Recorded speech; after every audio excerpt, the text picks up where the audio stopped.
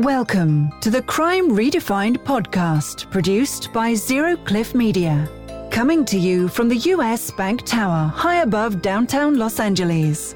In our podcast, we drill deep into forensics and criminal investigation from the viewpoint of the defense, as well as explore the intersection of the media and the justice system.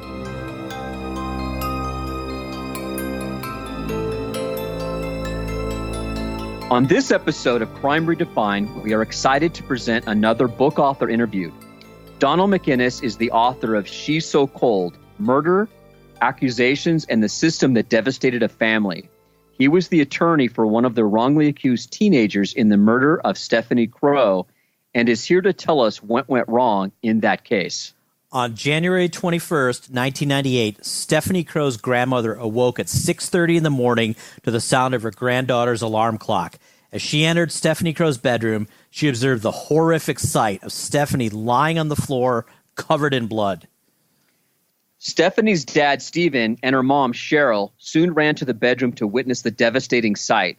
As Cheryl Crowe held her slain daughter's body, she cried, "Oh, Mom, she's so cold."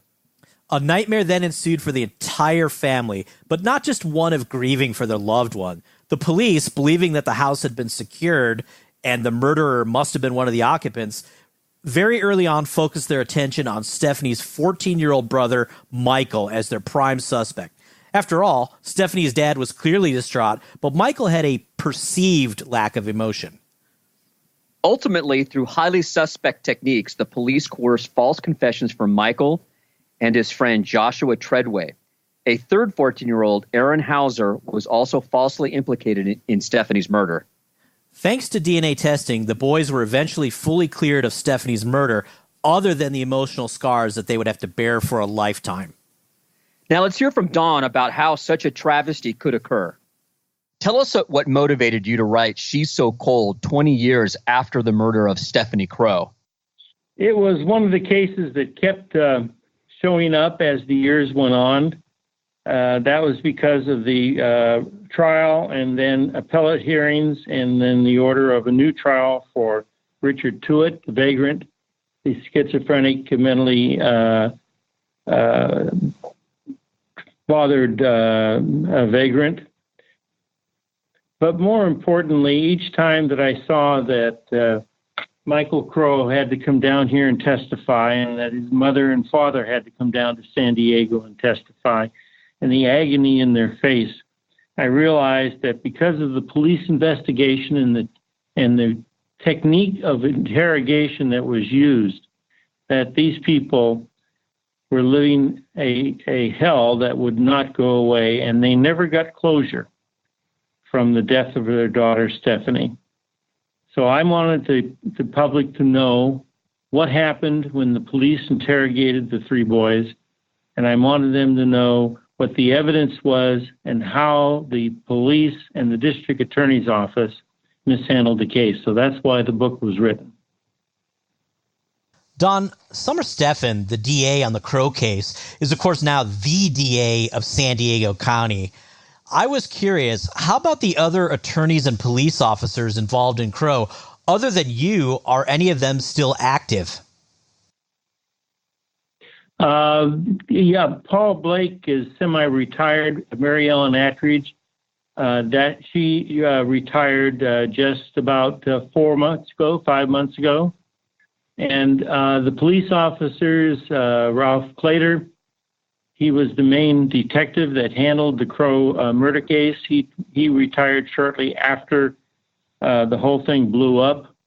One of the other officers, Chris McDonald, he was the one that gave the computerized voice stress analyzer test. He received several honors and accolades for the work that he did and how he used that test to manipulate the boys into confessing. Barry Sweeney never really played that much of a part. He was with the Escondido Police Department. McDonough was the Oceanside Police Department. Barry Sweeney, I lost track of, so I don't know what happened. I was going to say, you mentioned the boys. Give us a quick overview of the three boys at the center of the case and what the prosecution alleged each one's role in the crime was. Well, the boys were freshmen at a high school in Escondido, and each one of them was extremely bright. The brightest was my client, Aaron Hauser. Michael was extremely bright, also, Michael Crowe.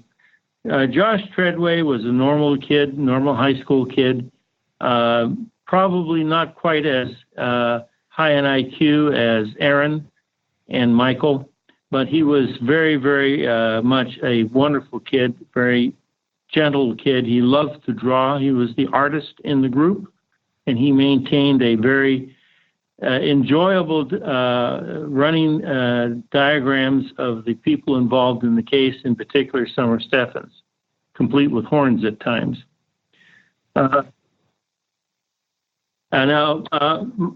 Michael was 14, Josh was 14, Aaron was 15 years old. Aaron was considered by the police, because of his high IQ and intelligence, to be the mastermind and the killer in the group. They always looked at Joshua Treadway as the lightweight, as the kid that they could break and get the most incriminating statements from. Michael was traumatized by the entire scene of his sister being killed, and was very vulnerable. And even though he was intelligent, a very high level of intelligence, he broke and gave the incriminating statement that he did, which was a handwritten letter to his dead sister, and basically apologizing for her death.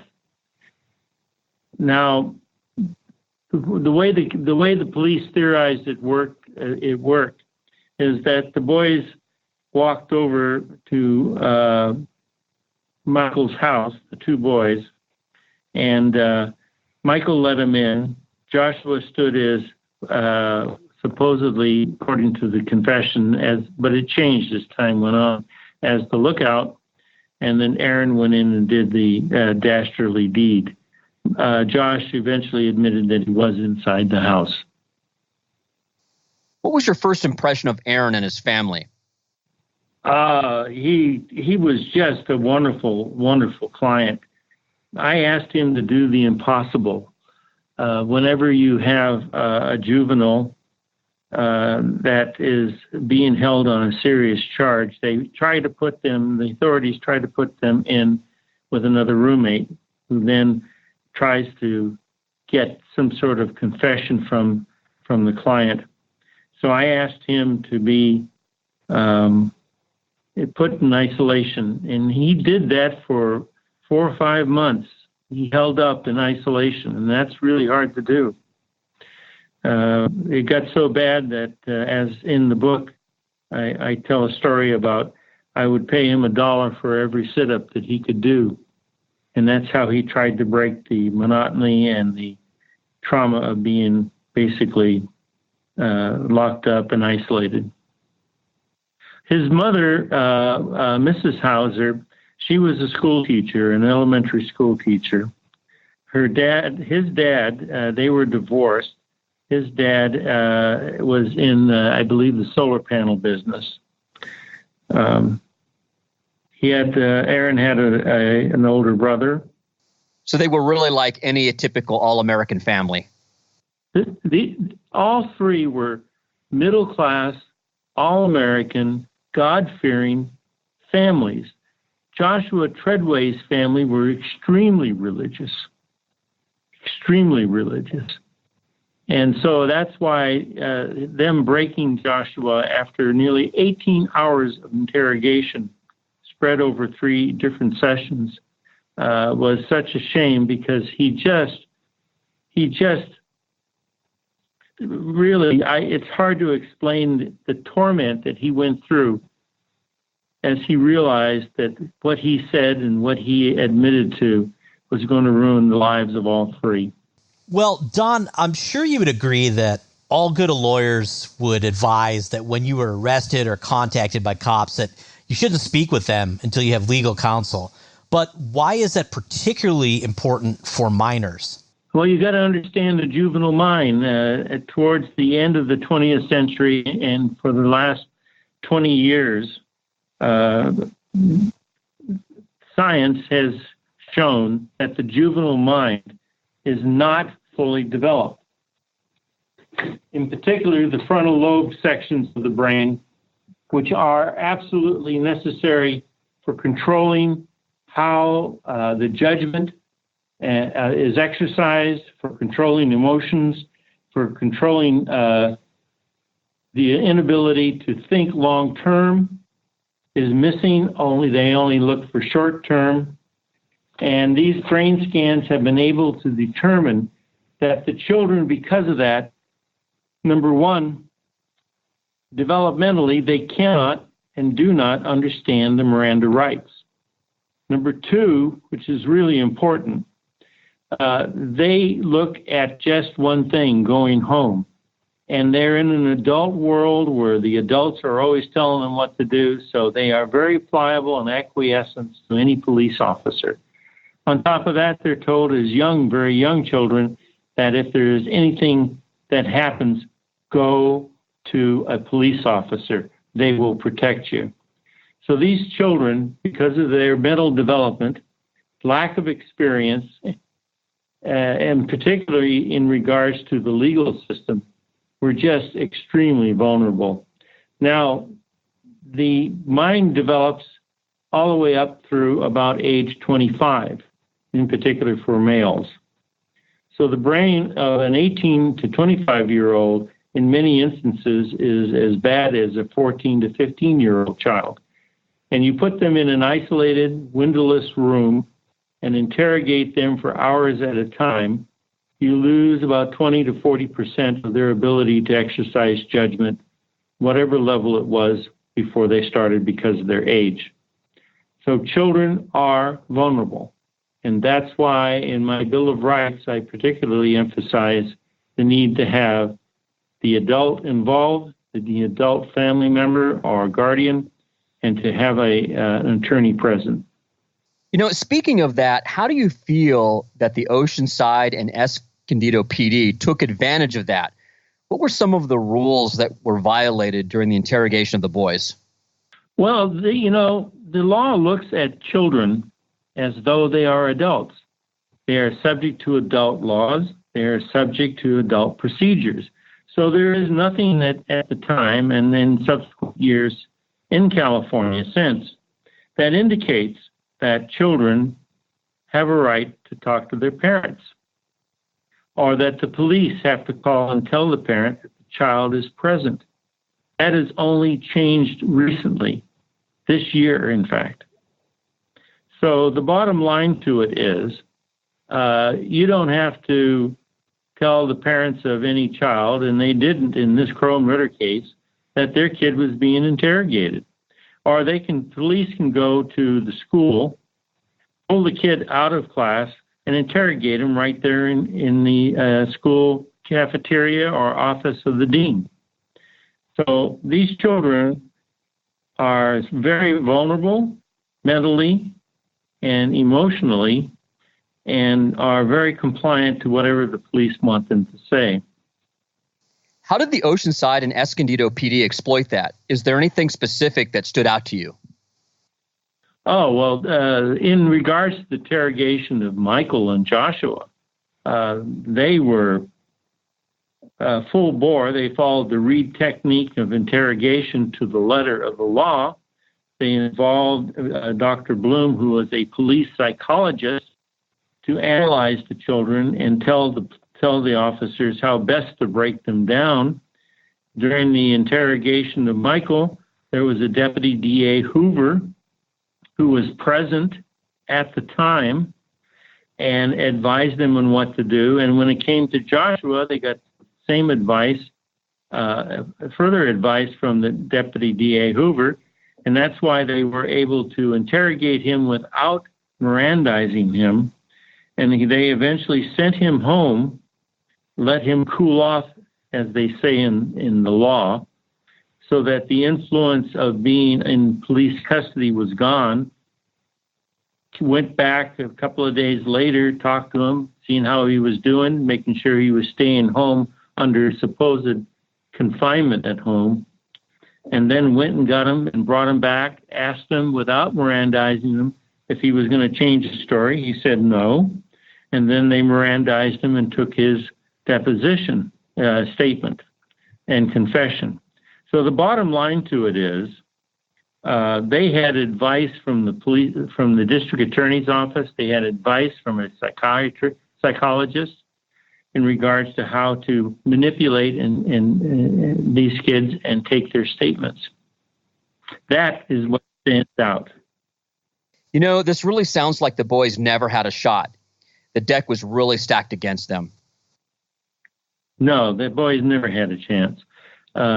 Even Aaron Hauser, who figured out after the police searched his house with a search warrant that he was a possible suspect, and then they turned around and did a controlled call with Joshua, and Joshua tried to get him to admit that he was involved in the death of Stephanie, was the planner of how to do it, and was the actual executioner.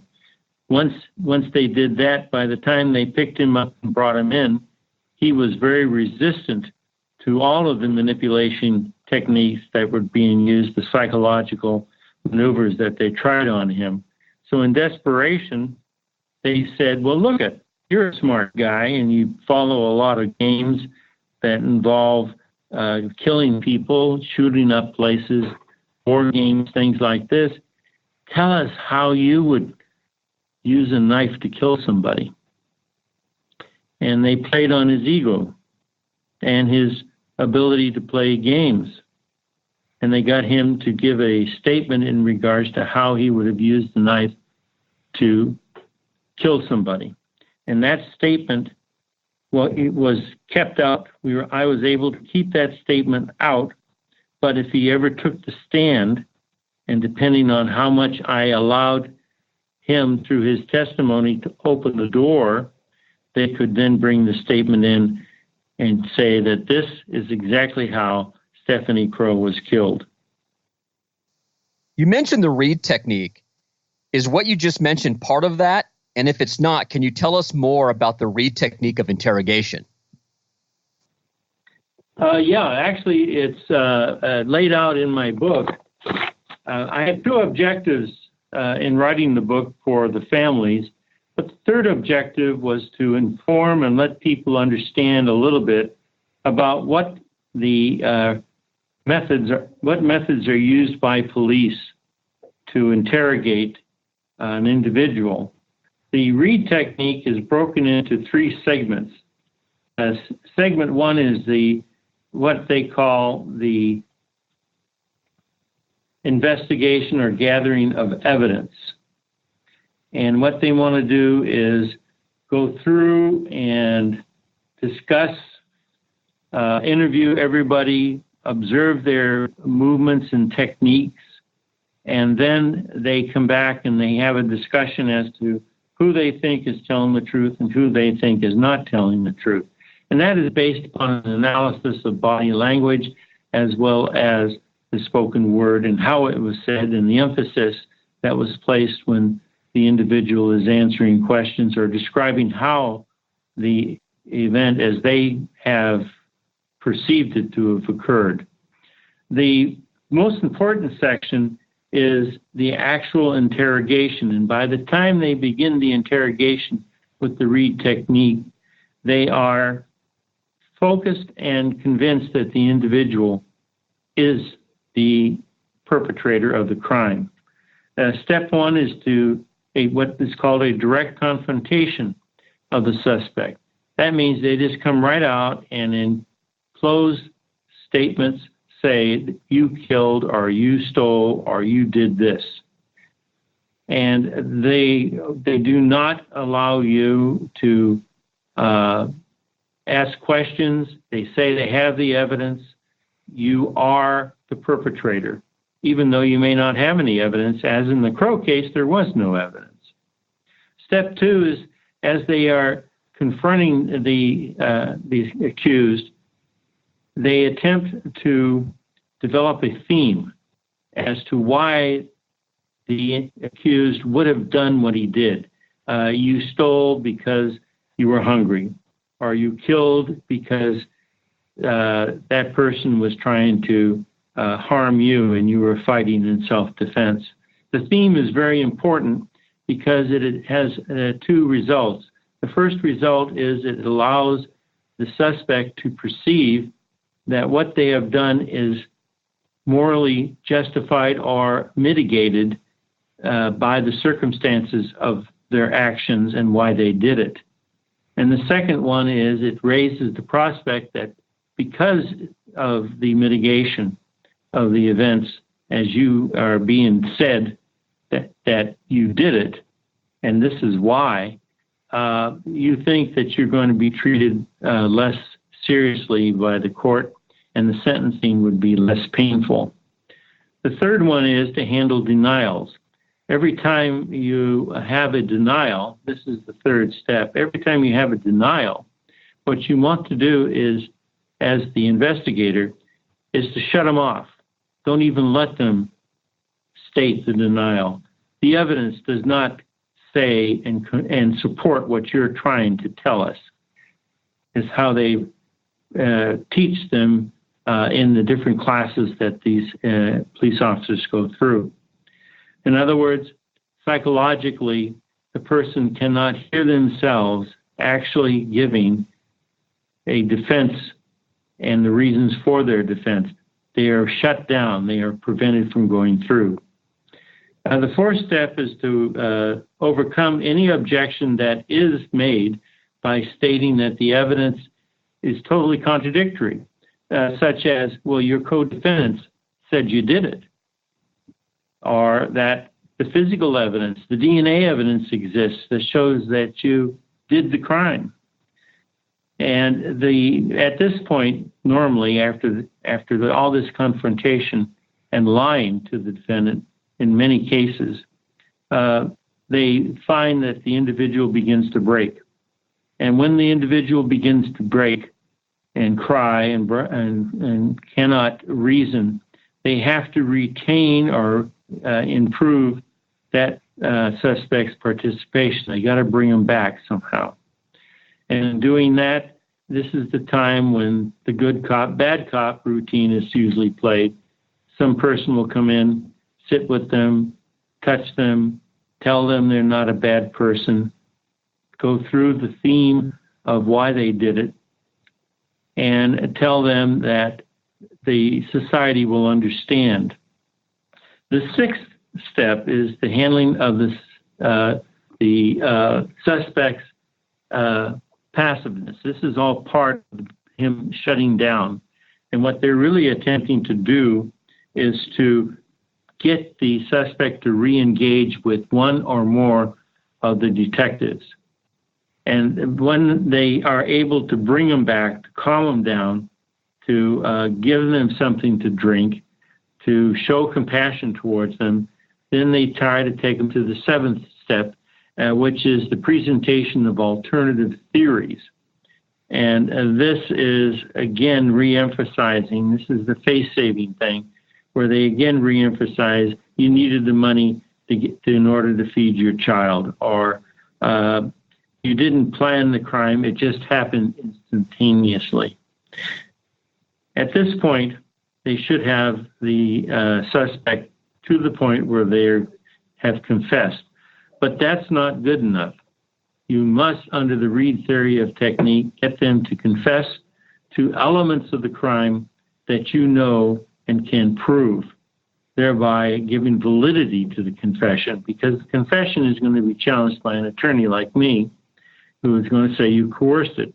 So the more accurate the confession is in regards to what evidence is known to exist, then the higher the validity and the less likely that a judge will say it's been coerced.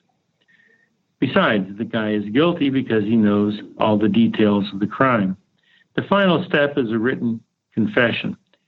And why is a written confession important? Reed teaches this time and time again. That's because once the accused is out of the influence of the detectives, is either in custody or meets with his attorney, he will recant the confession. A written confession, therefore, is needed. And once you get it in writing, you can waive it in front of the jury and the judge as proof that he did the crime. Now, the flaws that exist in the Reed technique is that it's all based upon the assumption that the police officer has the ability to know when the suspect or the accused is lying. And that has been shown time and time again by scientific evidence that it's about a 54 to 46% accuracy at the most, and that's generous. And that's pretty much a flip of a coin. Anybody could flip a coin and say you're lying or you're not lying, you're telling the truth. Because once they start the accusatory process, it's a closed-ended process under the Reed technique, and it will not stop until you confess. Or shut down and say, I'm not going to talk to you. Interesting. I want to key in on the ability to detect a lie. Another item in the detective's bag of tricks was this so-called computer voice stress analyzer, or CVSA. Can you tell us a little bit about how that works or doesn't, and what your opinion is of the validity of any data that comes off that instrument? My opinion is it's a bunch of bullshit. And I'm sorry for such direct language, but the science behind it is extremely shaky. It's based upon voice inflection. How you they're saying that if you are lying, there will be all sorts of voice inflections that will occur, and then when these occur, they can be printed out and read. What the McDonough did from the Oceanside Police Department, he was the technician and the one trained in the CVSA. What he did, though, was he basically lied. He said that every time Michael took the test and Joshua took the test, he said it proved that they were lying, that their denials were false denials. So as a consequence, it's like taking a lie detector test, and then no matter what you say or how you deny or describe what occurred, the technician can come back and tell you that the machine says you're lying, and you won't know the difference by looking at it anyway. The sad point about the CVSA is that it is used by the federal government in certain circumstances when it comes to employment and other internal security issues. But the accuracy of it is challenged, and we were prepared to really go after it. I had a question about that. Are these printouts that come off the CVSA, are those discoverable to the defense? If they keep it. I mean, why keep it if you are using it as a tool to extort a confession? So we had the coerced false confessions, and it sounds like in Crowe, the prosecution also attempted to tie some physical evidence in. One of the items was the so-called murder weapon, the best defense knife. I know that they ran some, quote, scientific tests on it, and I'm curious what they tried to argue based on the results of the testing on the knife. Well, when it comes to the use of a knife, there's two ways that you can say that that is the murder weapon. One is the width of the blade and how far in the knife goes. If the knife is plunged all the way in to the hilt, it will leave bruises where the hilt compacts and compresses against the skin. In the best defense knife, as you will note in my book, there's a picture of me holding it. And the only way that you could use that knife to strike overhand, because of the way the grip is on the knife, you just would not leave the same hilt, bruises, and marks. More importantly, it is a knife that is used to fight not in an overhand position, but basically the knife could not make the same types of cuts and depth penetration if you hold it in an overhand position. You have to hold it in a fighting position where the knuckles are down and the blade is down and you are stabbing straight forward. Or you reverse it and hold it so that the blade is outward and the top of the blade is against your wrist and forearm as you grip it in the traditional SAS fighting position. That's the British form of our SEALs and Green Berets. So the knife wasn't the murder weapon. And what they tried to do was to take the knife and use a cadaver and try to say that they were able to get the same penetration with the same width of the blade. And it would have been blown apart in front of a jury. There was no way to do it. And Don, did I read correctly that they also did some presumptive testing for blood on that knife? Yeah, but they didn't find any blood. So it came up negative? Yes. Oh, by the way, let me add one more thing about the interrogation techniques. The American system of interrogation is an accusatory system, period. It has always been an accusatory system. The way they verified the confession was to extract it by beating the person or hanging them.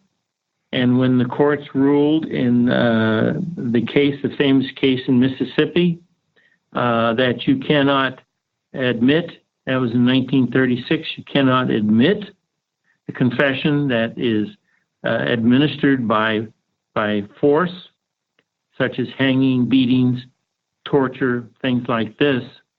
They then went to what's called the third degree, where you shove the head into the toilet, you shine the light in their face, and you strike them in places where the bruises won't show. And the famous case of Miranda versus Arizona, the court acknowledged that the third degree and torture had been replaced by psychological interrogation. And therefore, they were at a crossroads and rather stymied on how they could determine that if confession was coerced if they didn't have physical proof of torture. So that's why you got your Miranda warnings, that you have a right to remain silent, that you have the right to an attorney, that anything you say will be used against you in a court of law.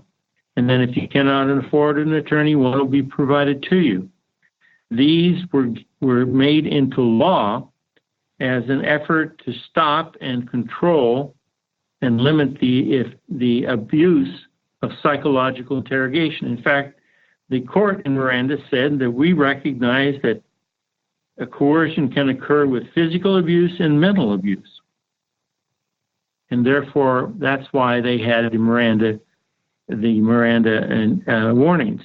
But for a juvenile or a person that is not very smart, is not intelligent, or is not fully developed mentally, up to the age of 25 is the general recognized age where the judgment factor sets in and they can make intelligent decisions. Miranda doesn't work. That's why I recommend in the book for children that they be continually asked if they want to talk to their parents before they talk to the police. And in that way, you get an adult into the process of interrogation. More importantly, under the Bill of Rights, children under 14 cannot be interrogated unless they talk to an attorney and the attorney agrees they can be interrogated. And if the child is 15 to 17, they still have to talk to an attorney before they can be interrogated. In other words, the adult professional steps in to protect the child who is totally helpless. I really felt that in your book where you talk about the improved Miranda rights for juveniles, that it was excellent and hopefully something will come of that. It was really well done and had some great suggestions for law enforcement. It's so logical. I mean, what parent can tell you that their child knows what the hell they're doing when they're 14 and 15? Don, can you take us inside the home and tell us about the issue of whether Michael would have seen Stephanie's body at 4:30 a.m.? The prosecution put a lot of weight on this, and I just wanted to get your take on the evidence. Sure. If you walk down the hallway from the kitchen, you will, there are bedrooms to the left and to the right, but there's alcoves. In other words, the door isn't flush with the hallway. It's set back about 3 feet. And so if there is a body that's in the doorway, it's at least 3 feet, about 2.5 to 3 feet, could be even 3.5 feet if it's set back as Stephanie was. Because after she had been stabbed several times through the comforter that she had over her, she got up and crawled trying to get help. And then she passed out somewhere inside her bedroom by the door opening where the alcove is set back. So when Michael got up, the only light that was on was, I believe it was his computer or a TV light. I can't remember right now. You're getting me on some details here. But it was a faint light, and it did not illuminate out into the hallway in the way that the DA tried to make it. So when he got up and walked out, he walked right by the body, went to the kitchen, took an aspirin because he had a cold, and some water, and consumed it, went back to the bedroom. To show you how far back she was in that alcove and how hard it was to see the body, in the morning when the alarm went off for the grandmother to get up, it was an alarm that went off in Stephanie's room. So the grandmother got up, put her robe on, walked out into the hallway, down the hallway, and walked into the alcove. She didn't see the body. She stumbled against it, then turned a light on and saw Stephanie there covered in blood, which she said was she's covered in something brown. So the only evidence that the police and that the district attorney could connive is, well, anybody would have seen the body there. That's not true. And even in the final position of the photographed body, when the police got there and photographed it, the body had been moved. It had been moved by Dad and had been moved by Cheryl, the mother, when she picked the child up. In fact, that's the sad part of the whole thing of that murder scene, is that Cheryl Crowe kept trying to warm her dead, cold child by rocking back and forth and hugging her. But the body had been moved by the time the police had gotten there. In fact, it was moved after they pried Cheryl from the child, and the paramedics then took over. Don, I read that at some point before Treadway's trial, the prosecution attempted a crime scene reconstruction on that issue, and that it did not come out in their favor. Is that true? And if so, how was that discovered and used to the boys' benefit? It was never used by us. It was done by them, and it was kept under wraps. We found out about that after the case had been dismissed. You must understand, at the time, when you are a juvenile, you are to be tried in juvenile court. There is what is called a Welfare and Institutions Section 707 hearing, in which a juvenile judge will sit and determine whether or not you will stay in juvenile court to be reformed or be sent to criminal court to adult court, where you will be tried as an adult. The difference is staggering because you can be released from juvenile jurisdiction as early as 18 and up to 25 normally, 25 years of age. Whereas for this type of crime that the boys were facing, the charges that were brought against them, they were facing a life sentence. So we weren't ever aware of at the time, and nor planned to use it, because that is all part of the work product of the DA anyway. What was your opinion on the significance or lack thereof of the kill writing found in Stephanie's bedroom? Oh, yeah, there was the word kill that was etched into the sill of the windowsill of her inside her bedroom. They tried to make out that it was Michael's handwriting, but they were never able to find anything conclusive in regards to showing that it was written by him or carved by him into the windowsill.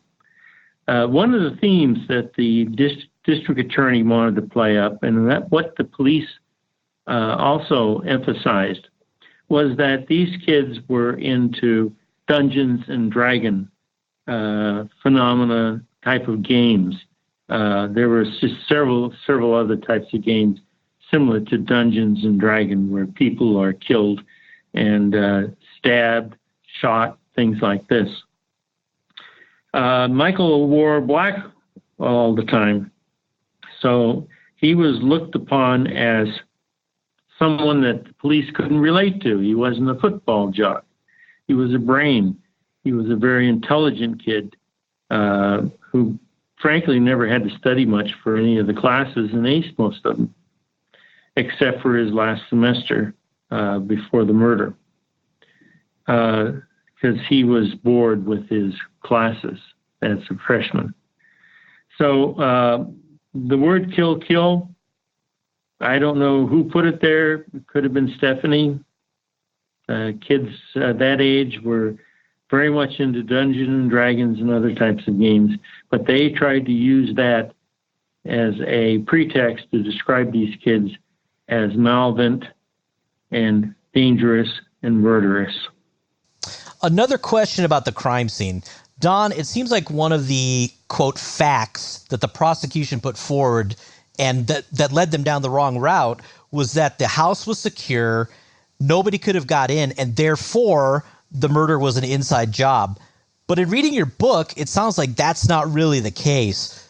What was the actual condition of the doors and windows in the Crowe house that morning? Well, in the master bedroom, there was a slider, but it was off track. So you couldn't move it without making a tremendous amount of noise. And they also had these blinds that would have rattled and made noise. So the police came to the conclusion that the murderer would not have come in through the master bedroom where Stephen and Cheryl Crowe slept. They then went around to the main entrance. What you've got to understand is the house is like a rectangular pointing north, with the front living room in the north with a pool outside of it. To the south was the garage and the kitchen where you would enter through a door. And there was a door actually with a light over the top of it that was at the south end that entered into the kitchen area. And they felt that door was locked and secured because the grandmother said that she told her son, she had another son, Mr. Kennedy, to lock the door.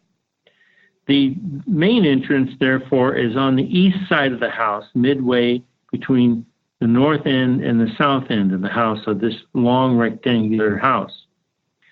And the police felt that there was no way that was broken into or used as an entrance, because it was full of cobwebs and spider webs. And therefore, as a consequence, they were all intact, showing that no one had ever opened the door for a long, long time.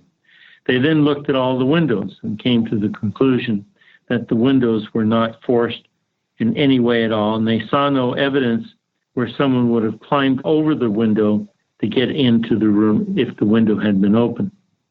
So it was their conclusion that the place was secured and that no one broke in or forced entry into the house. Their mistake is that Mr. Kennedy did not have a key, so that you have a deadbolt and a door knob that locks. There's no way he could have done the deadbolt, because he didn't have a key in order to lock it as he left. So all they had was a door at the south end next to the kitchen. That the deadbolt was left unlocked, and number two, the button or the twisting button to lock it could have been forced, which Tuitt tried to do several times following this particular murder scene when he was chasing following these young girls. So the house was not secure. In fact, the deputy had been called to the area because the minister found him, Richard Tuitt, trying to peer in through windows and shaking doors, and even walked into a trailer that had the daughter and the boyfriend of the daughter of the minister that was living there, and had to be chased out of the trailer by the boyfriend. So the cops came, they drove over, saw nothing really unusual at the minister's place, drove up the road several hundred yards, came into the driveway of the Crowe house, and as they did, they saw the door being shut, that door that goes into the kitchen being pulled shut. The officer sat around, looked at things, figured that there was nothing wrong, and drove away. That person, in my opinion, that had pulled the door shut was Richard Tuitt. You already covered some of it, but can you tell us a little more about Richard Tuitt and what his activities were around the time of Stephanie's murder? Yes, Richard was a mentally disturbed young man. I believe he was schizophrenic. He was off his meds, hadn't shaved for months. He had a long beard. His clothing was a mess. He had a red top and a white T-shirt underneath, long pants. And he was in the area looking for his what he called his girlfriend, Tracy. Tracy, by the way, is very similar in appearance to Stephanie. And he went to the place where the residence where she had been, and he had done drugs with her before, and she wasn't there. He then walked around the area, went up this long driveway. The Crowe house is on the west side of Highway 15. Not Highway 15, Valley Road. And it's a T. It goes up and dead ends. And if you go to the left, you go to the minister's place. If you go to the right, you go to the Crowe house. And I told you what happened, how he tried to get into the minister's house, and how he walked into the trailer, which was on the minister's house where the daughter and boyfriend were. After the murder, he then proceeded to try to follow some girls that were riding a bus in Escondido. in the Valley View area, and he followed them to their apartment. And once the girls got inside, they locked the door, and he tried to shimmy the door to get into it. And they were, of course, panicked and called the police. And Tuitt was arrested for that. In fact, he was prosecuted for that and was given jail time for attempting to burglarize the house. There was another occasion where he was walking around and he saw some people and he followed them home, again, young ladies, and he was shooed off by one of the mothers. And Don, I understand that initially Tuitt's white shirt was found to have his own blood on it, and there was no blood on the red shirt. Tell us about the back and forth you had with Treadway's attorney, Mary Ellen Ettridge, regarding the strategy of conducting independent defense DNA testing on Tuitt's shirts. Well, first of all, the crime technicians and the head of the crime lab for San Diego County didn't see any blood on the red shirt nor on Tuitt's T-shirt. And in fact, that particular person testified at the trials of Richard Tuitt and was emphatic in that there was no blood on the red shirt or on the T-shirt. What happened? Here's the problem.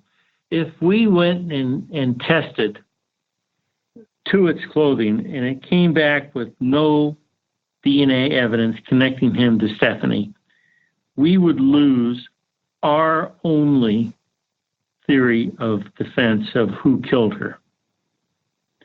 So if we tested that clothing and it came back negative, now we were stuck with the written confession of Michael and the verbal confession of Joshua. So it was a huge decision to make. I discussed it several times with Mary Ellen Attridge. She wasn't interested. Too risky. Would eliminate the phantom person that we could point a finger to that we could say was there, was in the neighborhood, and had the mental condition where they could do the murder. I talked this over several times with Aaron. We had long, long discussions about this. And finally, he said, I didn't do it. I didn't kill her. It wasn't me. Let's test the clothing.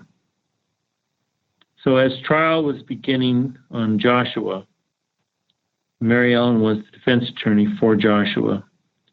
I told her I was going to make a motion to have the clothing done if she would not go along with me. And I told her, I'll give you a day and a half to 2 days before I file the motion. And she said, let me think about it. 2 days later, while we were in court, she announced to the judge that a stipulation had been reached between Summer Steffens and her to have the clothing of Richard Tuitt tested, and that it would be sent to the laboratory that I had suggested, which was the Berkeley Laboratory up in San Francisco Bay Area. So I got my way, but I certainly didn't get the cooperation of her on it. And the clothing was sent up there. They had the most advanced DNA testing at the time in California. That's how that came about. It sounds like all of this happened on the eve of the trial. Tell us how and when you first found out that the lab had found Stephanie's blood on Tuitt's shirt and how that made you feel. First of all, the trial had not started when I told her that I would file the motion. We were still in pre-motions and other arguments before the judge. The clothing was sent up there. I think it was about a week and a half passed at that time, had passed, and the trial was about to start with Joshua. I believe jury selection was taking place. They were in Vodire. When the news came down, I got a call from Mary Ellen at night telling me what happened. And of course, I congratulated her on brilliant tactical move. Well, I had what you don't know is how do you defend a case in which your client is being charged for murder and two of his supposed accomplices committed the murder? What do you do? Well, there is a lot of things that are non-legal that you do. In her particular case, I put her up front and made sure she was in front of the camera every time we stepped out of court. And I made sure that she would deny the guilt of the boys and that the confessions were coerced, because every time she did that, she would hear herself say it. That did not stop the district attorney from making 3 state's evidence offers. The last one, about 2 to 3 weeks before trial was to begin, was no jail time for Josh if he would affirm his confession. So not only did I do that with Mary Ellen, make her the focal point and the star before the cameras, and take the back seat and just stay away from the cameras as much as possible, but I also did one other thing. Remember that the Treadways are a very religious family. There were about 50 people. I called them Aaron's Army. And these were the people that supported Aaron. And I discussed with his mother and Aaron that we had to make sure that Michael's family and that the Treadway family were also included in the community support for the boys. So the mother and the father, Cheryl and Stephen Crowe, were made part of the group of supporters of the community that attended every hearing, every single hearing, and also the same way with the Treadways. And the purpose of that is, if you lied once, you won't lie again if everybody that you know is in support of you telling the truth. Makes sense. Don, I was going through the motion to dismiss, and it seemed like the prosecution had some possible alternate explanations for the presence of Stephanie's blood on Tuitt's shirt. Yeah, wasn't that creative? I want to spend some time in this and go through each one of those and get your thoughts. So here we go. Tuitt's shirt could have been contaminated by equipment used at the crime scene. What do you say to that? Okay, here's the bottom line on the blood that was found on Tuitt's clothing. Remember the knife when it strikes through the comforter into the body and it comes back out? There's going to be blood on it, and there's going to be drops of blood that are going to get on the person that's stabbing Stephanie. You can't have such a close personal attack without having some splatter of the blood onto your clothing as the attacker. That is exactly what was found, blood spatter. A blood will have a different structure, a different formation if it's a splatter. If it's a smudge, it is smeared and loses the continuity of the splatter. So this idea that the tripod for the camera that was at the scene and taking pictures of the bedroom and the dead child somehow got blood on it and later was transferred onto Tuitt's clothing is an impossibility because these were blood splatters, not smears. But more importantly, Tuitt was arrested that same day and taken to the Escondido Police Department after he had been found in the laundromat. His clothing was taken from him. It was folded up, secured, and put into an evidence locker. How in the world can you have a smearing of the blood by the tripod or any other equipment that the police had if his clothing had already been packaged up and put away? Now, the only way it could be done in the way that Summer Steffens wanted to argue it was that there was a storage bin, a large storage bin, the size of something like if you're going to be moving and you pull one of these large bins up and you put all your belongings into it, that is how it got contaminated. The clothing of Tuitt got contaminated. But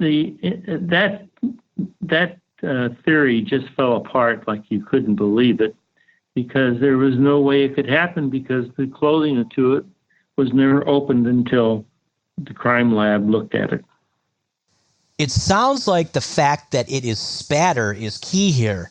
Don, I thought I read somewhere that the prosecution actually went to Ed Blake's lab and were trying to talk him out of his spatter conclusion. Did that happen? I don't have knowledge of that. There's a lot of things. Are you saying that the prosecution went there or our expert went there? I think I read that the prosecution actually went to see Ed Blake to discuss this, and he had to really hold firm and tell them, yes, this is spatter. Oh, this is the gentleman up in Berkeley. Yes. I must compliment you on your knowledge of the case. That is correct. They actually went up there, and they actually talked to him, and they actually tried to convince him that it was not spatter but a smear. So here's my question. Once the boys were freed, were they able to get a declaration of actual innocence and any monetary award? Yeah. After the conviction of Richard Tuitt, I believe it was 203 or 204, they appeared in front, they made a motion in Superior Court and appeared in front of a Superior Court judge. And the judge reviewed all the evidence in the case and did something that is usually never done, and that is he made a ruling of finding of fact that the boys were factually innocent, that they had nothing to do with the murder of Stephanie Crowe, that there was no involvement at all in what the events that resulted in her death. That is different from a not guilty finding. This is a factual innocence that is as conclusive as you can get in law. There was a civil case that was filed on behalf of Michael and Joshua and eventually Aaron. Joshua, the family decided to step out of it. I told you they were deeply religious, and they asked to be dismissed from the case. I believe $4.5 million was awarded to Michael, and the amount to Aaron was $3.2 million, something like that. Don, to kind of round this saga out, talk to us about the interesting procedural history of Tuitt's case and what the outcomes of his multiple trials were. Well, you've got to look at this from an appellate point of view. The reason the appellate court stated that he should have a new trial after he was convicted was because the judge whom I've known for years, he's a very good judge. He handles all the major criminal cases, ruled that a witness was irrelevant and therefore shouldn't testify. That witness had nothing to do with the case facts that were being presented against Tuitt. But from an appellate point of view, there was no physical evidence in this case in the house showing who killed Stephanie. So they are saying, well, let's have another trial because this one witness was denied and see what happens. That's my interpretation of the ruling of the appellate court.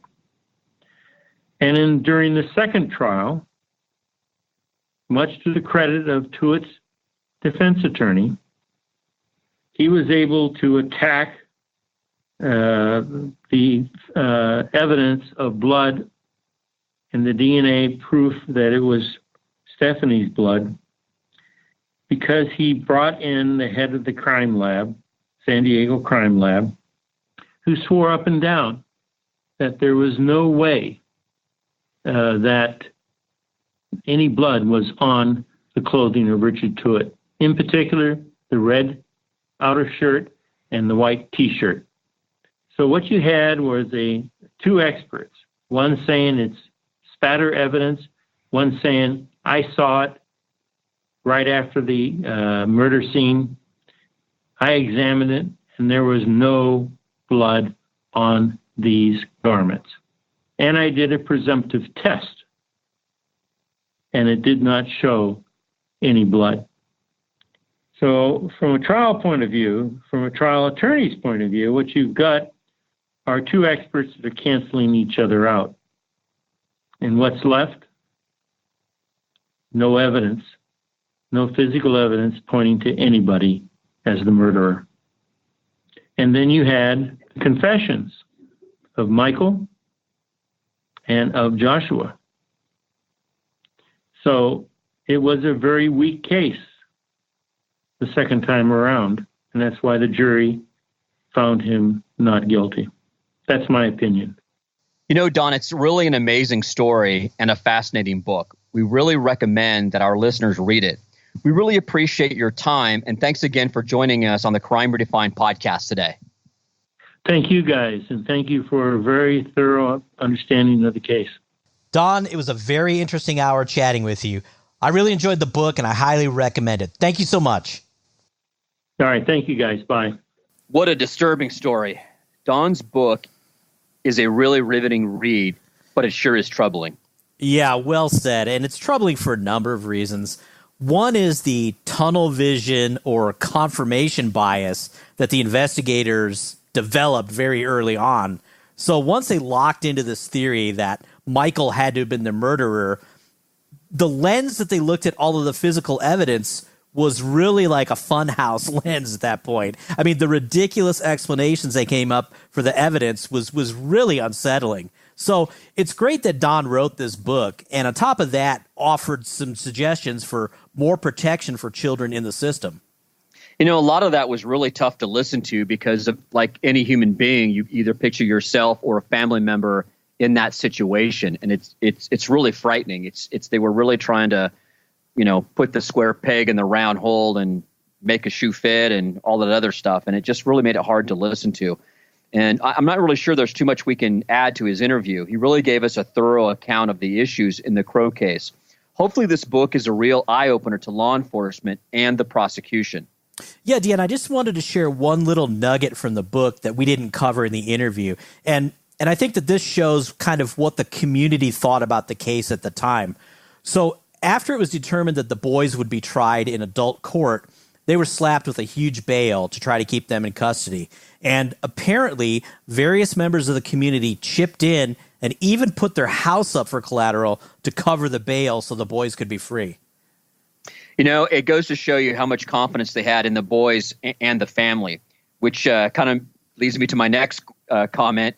If it's not already in the works, there needs to be a major Hollywood movie or at least a television series one-off about this case. No doubt. Don's book, She's So Cold, Murder, Accusations, and the System That Devastated a Family is available wherever books are sold. Check out Don's website at donaldmcginnis.com, where you can learn more about Don. On the site are links to purchase the book through Amazon, Barnes & Noble, and indiebound.org. As always, a big thanks to all of our listeners and followers on social media. We hope you both enjoyed and learned from our interview with Donald McInnis. Please be sure to subscribe to Crime Redefined to make sure you never miss an episode.